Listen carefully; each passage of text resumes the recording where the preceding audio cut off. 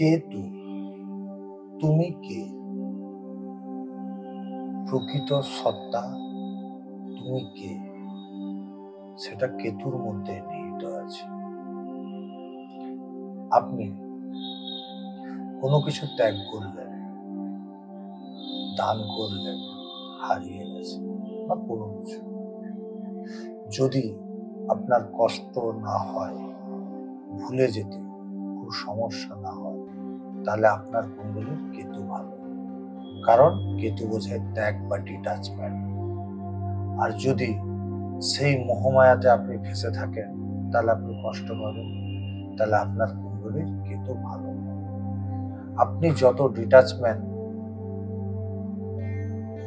নিজের মধ্যে চারিত্রিক গুণ তৈরি করবেন, আপনার কুণ্ডলীর কেতু তত শান্ত হবে।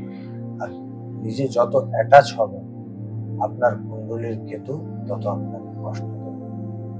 ডিটাচমেন্ট বা ত্যাগ কেতুর সব থেকে বড় প্রতিকার।